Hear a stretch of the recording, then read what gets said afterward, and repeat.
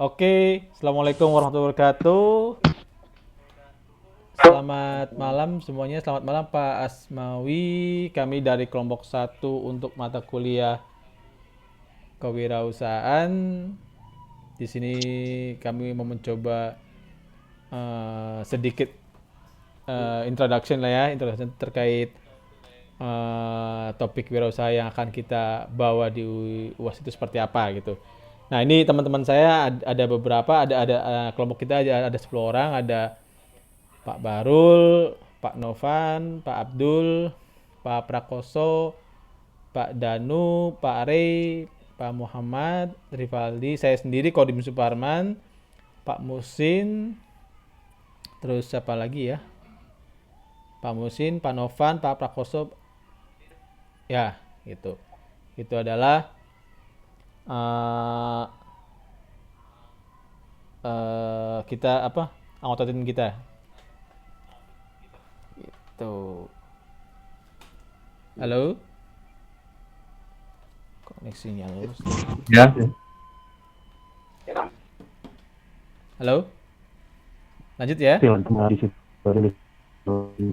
Nah, ini materi yang akan saya coba bawa di eh, wirausaha nanti buat di UAS. Kita ngambil temanya itu terkait eh, membuat usaha software house gitu. Jadi kenapa ini saya angkat? Karena itu kan pandemi ini tentunya banyak usaha-usaha yang berdampak lah ya, yang berdampak terkait kena pandemi ini. Jadi tentunya setiap usaha itu akan mencoba bertahan bagaimana caranya usaha mereka itu bisa jalan, ya salah satunya dengan online ini. Nah, online ini kan tentunya kan dengan online itu kan orang kan macam-macam ya. Ada yang dia ikut mendompleng dari platform yang udah ada yang mau dia itu mencoba bikin sendiri, ada yang mau dia itu mencoba untuk istilahnya ya udahlah begitu tetap buka online-nya tuh hanya online via WhatsApp apa itu macam-macam. Nah ini saya berangkat dari situ, tentunya kan kita mengambil peluang terkait orang-orang yang mencoba mengambil usahanya itu online, tidak menggunakan platform yang udah ada. Mungkin platform yang udah ada itu dia hanya sebagai komplement lah, tapi dia pengen punya produk sendiri yaitu produk online itu sendiri. Nah makanya di sini saya coba ngambil peluang. Dengan pandemi ini pasti tentunya banyak orang yang ingin mencoba untuk bisnisnya itu bertransformasi ke digital. Nah tentunya itu kan dari kondisi itu kan pastinya ada mereka tuh kan mulai berpikir bagaimana caranya usaha dia itu bisa transformasi ke digital. Tentunya pasti dia akan menghubungin software house untuk membuat uh, usahanya itu berubah ke digital. Nah inilah kenapa saya ambil peluang itu membuka usaha software house di masa pandemi ini. Karena dengan pandemi ini pastinya banyak orang-orang yang mau mencoba usahanya ke digital itu sendiri di situ. Nah, jadi latar belakangnya itu, jadi sebenarnya kenapa di sini saya ambil ini ya tadi berawal dari COVID banyak orang ini dan kedua ini kan saya ngambil case-nya ini karena berawal dari tim kecil lah. Dulu di kantor saya itu kan kita membuat sebuah project, terus menemukan kecocokan dengan tim pandemi kayak gini, kita ambil peluang itu. Jadi di samping saya di kantor ada ini, kita mencoba bagaimana kalau kita keahlian teman-teman ini kita grab bikin usaha ini sendiri. Jadi saya di sini sebagai produk konsultannya, produk solutionnya, atau mungkin di bahasa startup itu kayak mesin product manager. Nah teman saya ada yang bagian technical leadnya, gitu. Ada yang bagian marketingnya. Jadi ini yang saya pikir bisnis ini cocok di masa pandemi ini gitu. Seperti kita ketahui lah ya, hampir semua sektor ekonomi kan semua kan berdampak karena pandemi ini. Jadi saya berpikiran membuka usaha ini peluangnya cukup ada gitu. Karena semua sektor ekonomi pasti mau mencoba bertransformasi ke digital. Nah, alasannya kenapa saya bikin ini? Jadi ada beberapa alasannya itu. Jadi Ini tuh dapat dikatakan kok ada keuntungan kita jadi membuka usaha software house ini. Satu istilahnya tadi kan kita bisa memulai usaha ini kapan aja, bisa paruh waktu karena kan tidak harus dari 8 to 5 kita harus kerja. Jadi ini karena saya juga ada sebagai produk consultingnya, mungkin teman-teman juga yang sebagai produk jadi sebagai technical lead-nya, ini bisa dimulai paruh waktu. Ini yang kita berpikiran bisnis ini kita bisa jalankan di masa pandemi ini. Terus kedua, tidak membutuhkan kantor formal. Ini kenapa akhirnya kita mencoba mengambil peluang di pandemi ini. Karena kan kita dengan bisnis digital kayak gini pasti semuanya orang tinggal ketemu di mana. Misalkan apalagi sekarang sampai pandemi paling ketemunya hanya online. Dia butuh apa, dia kirim dokumen seperti apa, kita coba pelajarin. Kita ada pertanyaan, kita selalu meeting online. Terus kita selalu bikin dokumennya. Kalau udah kita kasih ke calon user seperti apa, oke, kita kerjakan di situ. Itu salah satu alasan kedua yang kenapa bisnis ini tuh cukup peluangnya ada. Terus ketiga, fleksibel jadwalnya ya, karena IT itu kan kerjanya kan tidak 8 to 5, tidak 8 jam tok gitu. Jadi dia bisa kapan aja, ini anytime gitu, bisa sore, bisa malam, bisa pagi itu. Itu yang kita berpikiran ini bisnis ini ada peluangnya di masa pandemi ini. Terus ketiga, yang keempat, permintaan pasar tinggi. Nah tadi COVID ini ada yang memang sebagian besar dirugikan, tapi ada juga yang diuntungkan ya tadi karena yang diuntungkan itu dari bisnis digital itu. Jadi kita bisa lihat pandemi ini transaksi di platform digital, di marketplace digital seperti yang existing kayak misalkan Tokopedia, Blibli, Shopee itu sangat meroket pergerakannya di awal tahun ini gitu. Jadi kita bisa lihat karena permintaan tinggi kita mencoba mengambil peluang di segmen software house itu sendiri. Terus kelima biasanya biaya usaha cukup rendah. Tadi kan kita bisa lihat lah. Ini nggak butuh kantor formal, bisa kerjanya paruh waktu, fleksibel.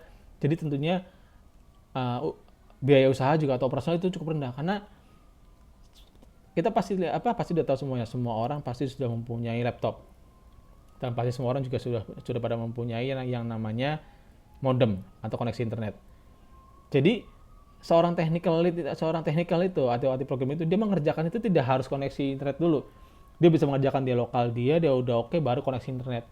Itulah yang bisa itulah yang dapat dikatakan biaya operasional cukup rendah. Dia bisa bekerja dengan laptop dia yang dia punya, bisa jadi laptop dari kantornya dia, itu nggak masalah. Dia tinggal bisa kerjaan di lokal, terus pada saat dia udah tes di lokal dia udah oke, dia bisa koneksi internet buat dinaikkan ke server testing untuk tes program itu sendiri gitu.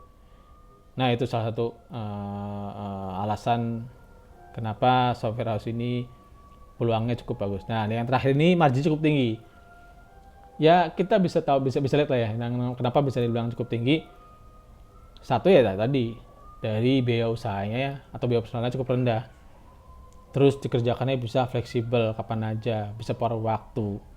Otomatis kan untuk marginnya kan kita persa tawarkan ke customer ke calon customer kan kita bisa mainin sendiri gitu. Misalkan kita bisa tanya ke teknikal, kamu kalau mau bikin produk A ini berapa budgetnya, misalkan saya minta 10 juta misalkan, atau misalkan minta 15 saya untuk company profile, misalkan untuk yang komersil saya minta 50 juta gitu ya. Kita kan akan lihat kan, jadi kita dari itu kan dari angka itu kan kita akan tanya, kita bisa hitung gitu loh, kenapa antara kompro dengan yang istilahnya material itu atau yang komersil itu mahal, karena tentunya kalau komersil itu kan memang sistemnya dibikinkan untuk jualan, tapi kalau kompro itu kan memang dia hanya untuk just information aja gitu. Jadi kenapa itu bisa lebih mahal. Nah di situ dengan kita bisa tahu tingkat kesulitannya seperti apa, dikerjakannya seperti apa, itu kita bisa ambil margin yang cukup tinggi di situ. Jadi dengan bilang 50 juta atau 15 juta, itu sebenarnya kita udah cukup ngambil margin yang cukup besar gitu. Dengan tadi dengan kita tidak ada kantor, waktu yang bisa kapan aja, operasional kita hanya bisa pakai modem, laptop sendiri, modem juga pakainya bisa ntar gitu. Itu udah dapat katakan bisnis ini tuh sangat menggiurkan, sangat menarik sekali di era pandemi ini gitu. Jadi itulah kenapa saya dapat katakan bisnis software house ini cukup mengambil untung lah, cukup mengambil peluang lah di masa pandemi seperti ini gitu. Analisanya seperti itu. Kita bisa lihat, kalau kita bisa lihat dari hasil statistik terkait bisnis marketplace di masa pandemi ini, kita bisa lihat kan Shopee tertinggi, kedua Tokopedia, itu kita bisa lihat tuh bisnis digital itu semenjak pandemi ini meroket hampir 2 kali lipat. Jadi di sisi lain semua sektor pada tumbang, pada diam, tapi bisnis untuk online tinggi. Nah tentunya dengan kondisi seperti itu, banyak pelaku usaha yang dia itu websitenya hanya company profile, akan dia mulai mencoba bikin produknya dijual secara digital pada platform yang udah ada. Nah di situ kita mengambil peluang itu. Jadi buat kami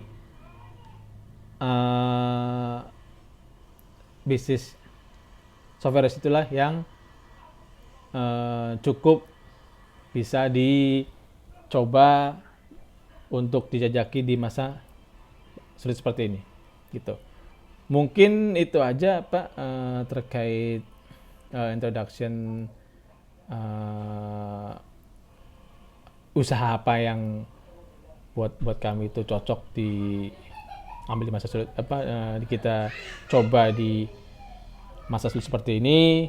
Mungkin kita akan coba jelaskan detailnya seperti apa pada saat nanti kelompok kami terpilih untuk mengikuti bazar online di UAS nanti gitu.